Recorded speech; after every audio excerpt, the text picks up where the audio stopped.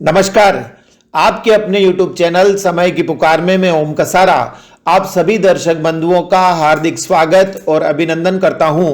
वस्त्र नगरी के युवा पत्रकार प्रहलाद तेली ने बताया कि मंगरोप कस्बे के समीप कुछ लोगों ने नाका लगा रखा है और वहां से गुजरने वाले पत्थर के ट्रैक्टरों की फर्जी रसीदें काटकर अवैध वसूली कर रहे हैं।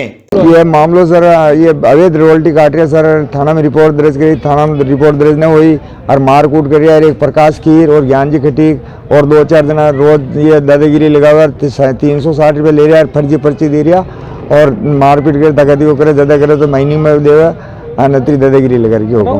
ये मंगरो आप लोग 360 रुपये लिया, बाद में भी आप 27,000 रुपये 360 रुपये ले लिया। इनको बोला 360 रुपये लिख दे तो वो 27,000 रुपये वो ट्रैक्टर को वहाँ ले जाके माइनिंग करवा के 360 रुपये वो 27,000 रुपये रसीद कटवा दी। हाँ, अवैध कर रहे, अवैध ले रहे पैसा। थाना में रिपोर्ट दी थी साहब, थानेदार किया होगा, हमारे यहाँ रिपोर्ट ही नहीं है। कब गए थे रिपोर्ट? तो 9 तारीख में। थानेदार भी मिला हुआ उनसे? हाँ, सब मिला हुआ है सर, कोई कार्रवाई नहीं कर रहे हैं सर। क्या नाम आपका? हीरालाल खटीक, मंगरोप का। ऐसे ही एक पीड़ित ट्रैक्टर मालिक ने अपनी आप बीती पूर्व खनिज मंत्री कालूलाल गुर्जर को बताई, जिसका विस्तृत विवरण सुनिए स्वयं कालूलाल गुर्जर की जुबानी। एक बहुत बड़ी धांधलीबाजी इस राज्य में हो रही। मैंने तो शायद मेरी जिंदगी में नहीं देखा कि इस तरह का अत्याचार और अनाचार भी कहीं होता है क्या। ये आदमी अभी यहाँ खड़े हैं और इन्होंने मेरे को ये बताया कि ये पत्थर का काम करते हैं, चीजा पत्थर का ट्रैक्टर भर के ला रहे थे। मंगरो गांव के अंदर एक नाका लगा रखा है और उसके अंदर उस रॉयल्टी काटते हैं उसकी पत्थर की।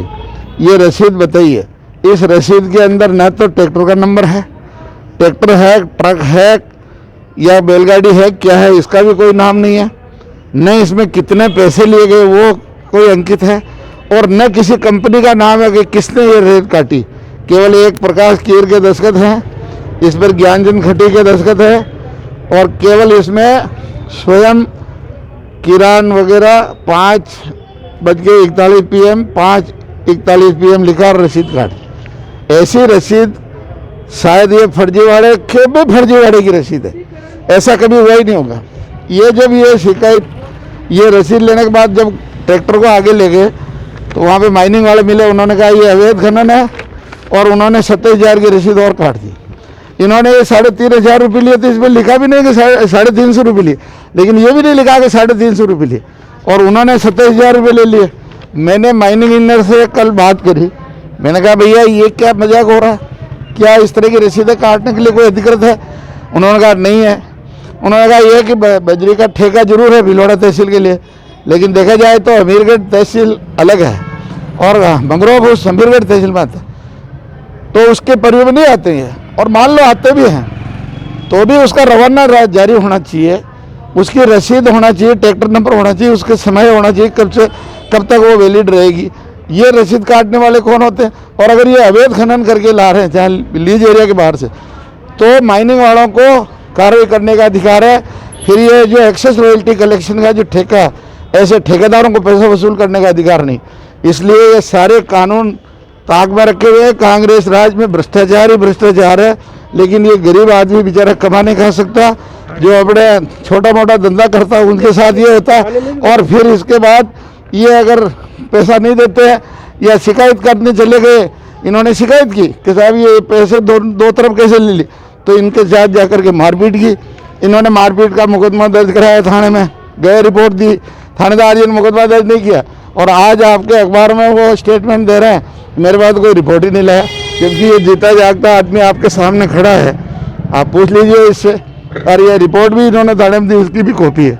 अब हम SP से मांग करते हैं कि तत्काल मुकदमा दर्ज कराया जाए, चाहे कोई कितना ही राजनीतिक प्रभावी हो, लेकिन आरोपी हमेशा आरोपी होता है और अपराधी को सजा मिलनी चाहिए।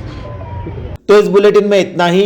यदि आपको पसंद आया हो तो इसे लाइक व शेयर अवश्य करें और आपके अपने YouTube चैनल समय की पुकार को सब्सक्राइब करना न भूलें। धन्यवाद। जय हिंद, जय भारत।